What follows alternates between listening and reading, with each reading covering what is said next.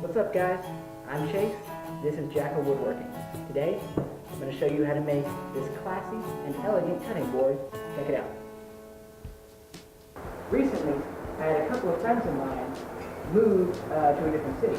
And as they were moving, they gave me this piece of white oak, I believe, that was actually milled by my friend's grandfather. And so I thought it'd be a nice thing to make it into like a nice cutting board and then give it back to him as like a nice little housewarming gift. And plus it'll have sentimental value that way. Now my plan is to make a cutting board that's going to be about 12 inches wide, about 19 inches long, give or take. And I'm going to make it with breadboard ends. It's my first time ever doing breadboard ends, and I'm anxious to actually try it. Before I can start cutting on this though, I don't know if you can see, but this does not have a straight edge on it anywhere. So, I'm going to have to make one. And what I'm going to do is I have this 2x6 here, which I cut a real nice flat edge on. I'm going to take and attach it to the back of this board and use this flat edge to get a good, nice square cut, and then I can start making all the rest of my cuts off of that square end that I make on this board. Now what I've already done here is taken this 5-foot ruler and I line it up where I want my cut to be, which is going to be right about there. And then I don't make a mark here, but on the back side I can make a nice straight pencil mark. That way I know that I can take my flat board here, line it up with that pencil line I made, and it's still going to be the same line that I registered here.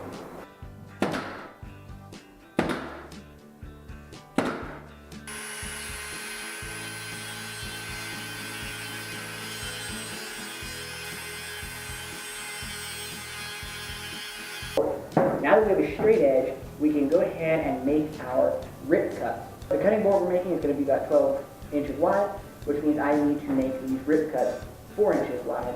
But I'm going to make them a little bit bigger. That way when everything's put together, I'll trim it all up, cut it all together, and make it all down to size.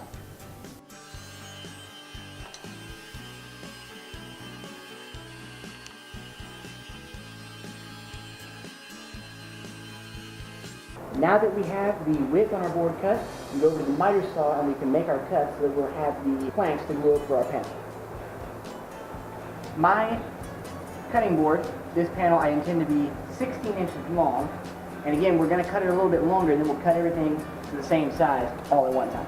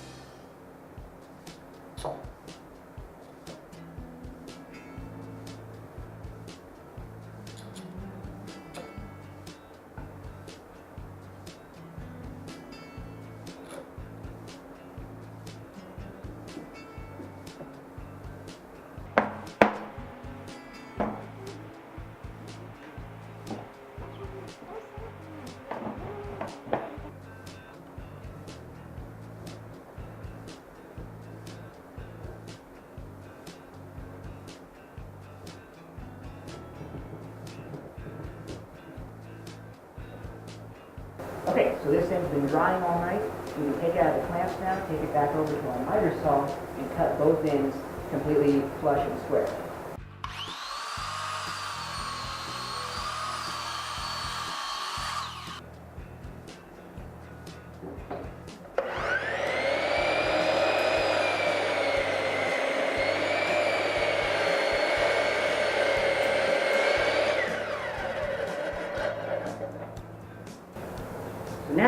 going to go ahead and I'm going to cut my breadboards out of this cutoff piece we had in the rip. I had intended to make them 2.5 inches wide, but this cutoff wound up being just a little bit shorter than I thought it would, or a little bit thinner. So I'm going to just make them 2 1/4. It'll still be fine either way.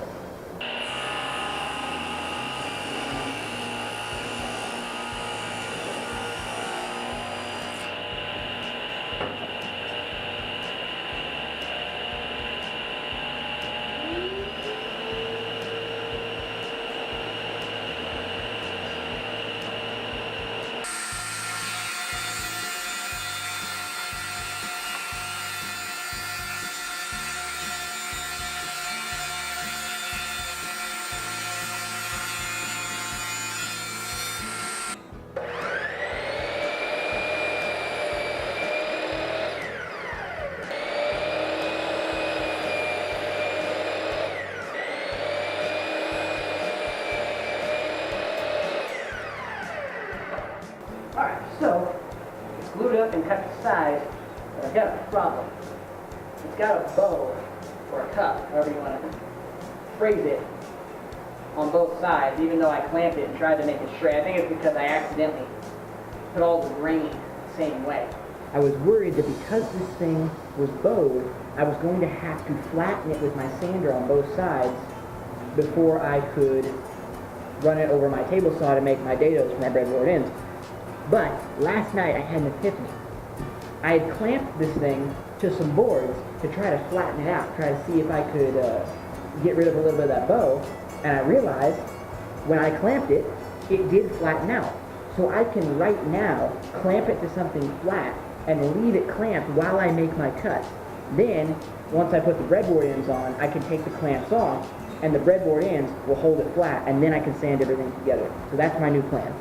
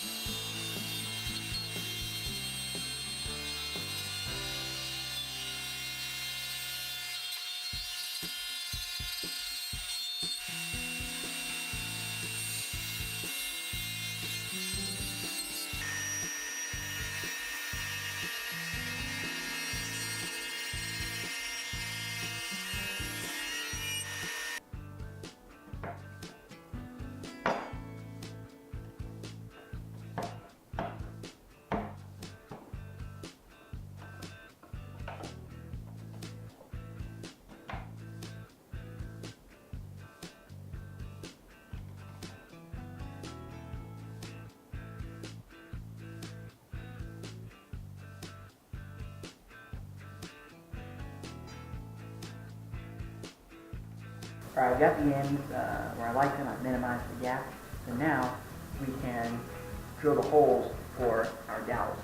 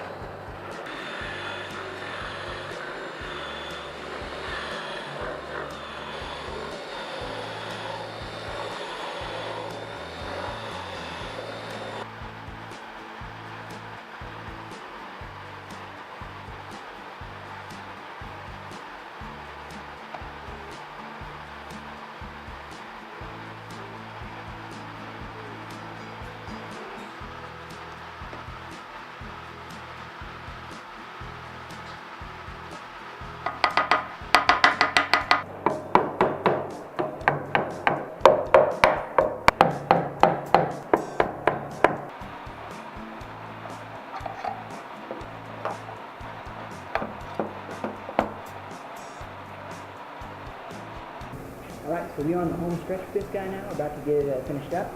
I'm going to cut off the dowels off the back, cut them flush.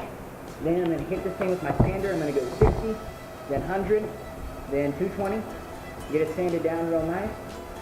Once we get it decently flat, we'll take it over to the table saw. We're going to trim the edges all up all nice. Then we'll take a little bit of glue and a little sawdust, fill in any little spots and voids where food mess could get in there. I also went ahead, I couldn't film it because my battery died, but I pillowed the corners, give it a nice classic look. So now, I'm just going to use a rag real quick and wipe off the dust.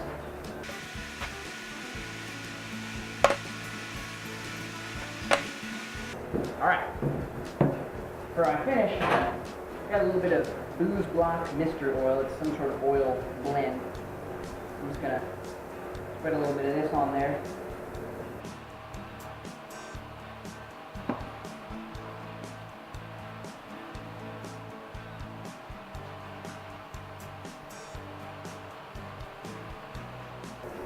Wow, that white oak looks beautiful.